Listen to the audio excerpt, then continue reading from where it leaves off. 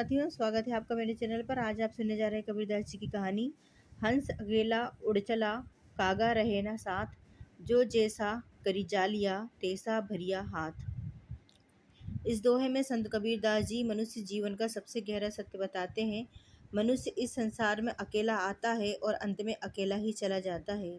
जीवन भर वह धन, परिवार, पुत्र, घर, भूमि और संबंधों के मोह में फंसा रहता है, लेकिन मृत्यु के समय इनमें से कोई भी उसके साथ नहीं जाता। केवल उसके कर्म और उसका अंत समय का भाव ही उसके अगले जीवन और आत्मा की दिशा निर्धारित करते हैं।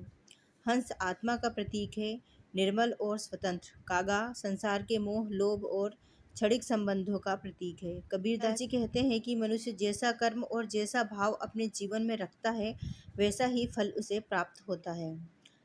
प्राचीन काशी नगरी, सुबह का समय, पूर्व दिशा में सूर्य की लालिमा धीरे धीरे गंगा के शांत जल पर फैल रही थी।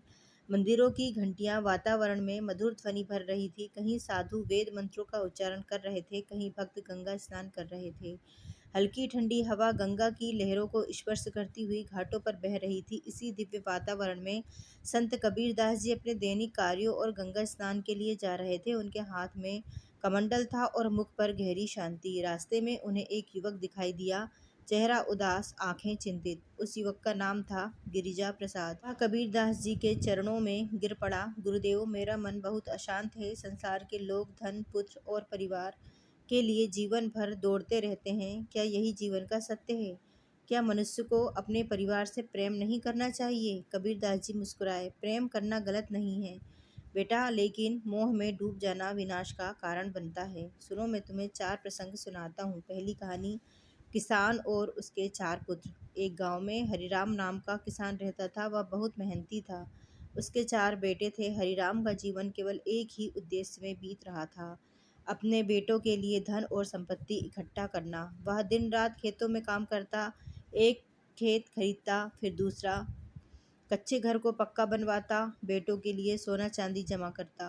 गांव वाले कहते, हरिराम, थोड़ा समय भगवान के भजन में भी लगाया करो। लेकिन वह हंस देता, पहले बेटों का भविष्य सुरक्षित कर लूं, फिर भजन करूंगा। समय बीतता गया, उसके बेटे बड़े हो गए, उनकी शादियां हो गई, घर में बहुएं आ गई। हरिराम को लगा कि अब उसका परिवार सुखी है, लेकिन उसके भीतर शांति नहीं थी।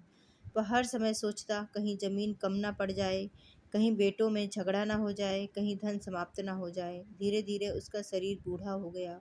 एक दिन वह गंभीर रूप से बीमार पड़ा। गांव के लोग बोले, अब भगवान का नाम लो।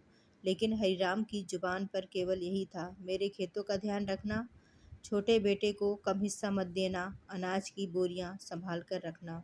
उसका मन अंत समय तक धन और पुत्रों में ही लगा रहा और एक दिन उसी चिंता में उसके प्राण निकल गए। कबीरदास जी बोले, गिरजा प्रसाद देखो, उसने जीवन भर धन जोड़ा, लेकिन ईश्वर को भूल गया। अंत समय में उसका मन जिस चीज में लगा था, उसी मोह ने उसे बांध लिया। सीख, परिवार का पालन करना धर्म है, लेकिन ईश्वर को भूलकर केवल मोह में जीना आत्मा को बंधन में डाल देता है।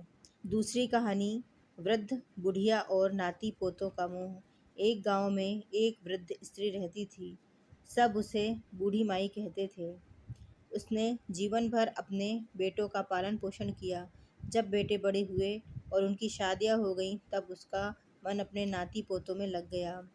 वह सुबह उठते ही बच्चों को नहलाती, उन्हें खाना खिलाती, उनके साथ खेलती, रात को उन्हें कहानियां सुनाकर सुलाती। बहुएं उससे बहुत प्रसन्न रहती, लेकिन धीरे धीरे बूढ़ी माई का मन पूरी तरह बच्चों में ही रम गया। अब उसे भजन पूजन का समय नहीं मिलता। लोग कहते, माई, थोड़ा समय भगवान को भी दो। वह हंसकर कहती, मेरे लिए यही बच्चे भगवान हैं। समय बीता, वह बहुत बूढ़ी हो गई। एक दिन वह बीमार पड़ी। अंतिम समय आया, उस समय भी उसका मन बच्चों में ही लगा रहा।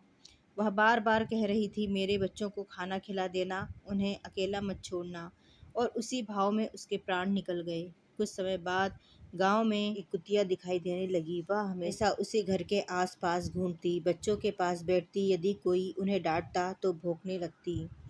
घर वाले उसे भगाते, कभी कभी मारते भी। एक दिन एक संत वहां आए। उन्होंने उस कुतिया को ध्यान से देखा और बोले, इसे मत मारो, यह कोई साधारण जीव नहीं, यह तुम्हारी वही बूढ़ी माई है सब चौंक गए। संत बोले, अंत समय में इसका मन बच्चों में ही लगा रहा, इसलिए यह उसी मोह में बंधकर इस योनि में आई है। घर वाले रो पड़े। सीख, अत्यधिक मोह आत्मा को मुक्त नहीं होने देता। प्रेम करो लेकिन ईश्वर को मत भूलो। तीसरी कहानी, लोभी साहूकार की कथा। काशी में माधव नाम का एक साहूकार रहता था। उसके पास बहुत धन था, लेकिन वह अत्यंत कंजूस और लोभी था। गरीब लोगों की सहायता नहीं करता। गरीब लोग सहायता मांगने आते तो वह उन्हें अपमानित करके भगा देता। वह दिन रात तिजोरी गिनता रहता, रात में भी उठकर सोना देखता। उसे हर समय डर लगा रहता, कहीं मेरा धन चोरी न हो जाए। धीरे धीरे उसका मन धन में ऐसा फंसा कि उसे भगवान का स्मरण तक नहीं रहा। एक रात चोरों ने उसके घर में सेंध लगा दी।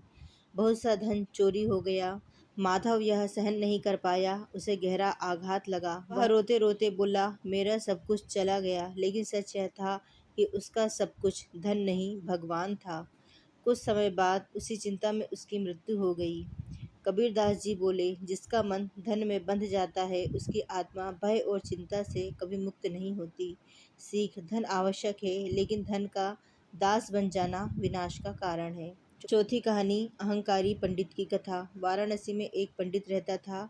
उसे अपने ज्ञान पर बहुत अभिमान था। वह हर सभा में स्वयं की प्रशंसा करता, लोगों को तुच्छ समझता। यदि कोई गरीब या अशिक्षित व्यक्ति प्रश्न पूछता तो वह उसका अपमान करता। धीरे धीरे उसका ज्ञान केवल अहंकार बन गया। एक दिन एक संत ने उससे पूछा, पंडित जी, क्या आपने भगवान को पाया? पंडित हंस पड़ा। मुझसे बड़ा ज्ञानी कौन है? संत मुस्कुराए और बोले, जिसे अपने ज्ञान का अभिमान हो, वह सत्य से दूर है। समय बीता, पंडित बूढ़ा हो गया। अंत समय आया। उस समय भी उसका मन यही सोच रहा था, लोग मुझे महान विद्वान माने, लेकिन भगवान का स्मरण उसके मन में नहीं था। कबीरदास जी बोले, अहंकार मनुष्य को ईश्वर से सबसे दूर कर देता है। सीख, ज्ञान तभी पवित्र है जब उसमें विनम्रता हो। गिरिजा प्रसाद का परिवर्तन। चारों कथाएं सुनकर गिरिजा प्रसाद की आंखों से आंसू बहने लगे। वह बोला, गुरुदेव, अब मैं समझ गया हूँ, परिवार, धन और संसार आवश्यक है, लेकिन उनमें इतना नहीं डूबना चाहिए कि ईश्वर ही भूल जाएं। कबीरदास जी मुस्कुराए, यही जीवन का सत्य है बेटा। संसार में रहो, अपने कर्तव्य निभाओ, लेकिन मन को ईश्वर से जोड़कर रखो। गंगा की धारा बहती रही, सूर्य आकाश में चमकता रहा और गिरिजा प्रसाद के हृदय में ज्ञान का प्रकाश फैल गया। उसने कबीरदास जी के चरणों में प्रणाम किया और कबीरदास जी धीरे से बोले, हंस अकेला उड़ चला, कागा रहे न साथ, जो जैसा करी जालिया, तैसा भरिया हाथ। मनुष्य अंत में अकेला होता है, केवल उसके कर्म और उसका अंतिम भाव ही उसके साथ जाता है। धन्यवाद साथियों। यदि आपको हमारी यह कबीरदास जी की कहानी अच्छी लगी तो चैनल को लाइक और सब्सक्राइब ज़रूर करें। आपका दिन शुभ हो।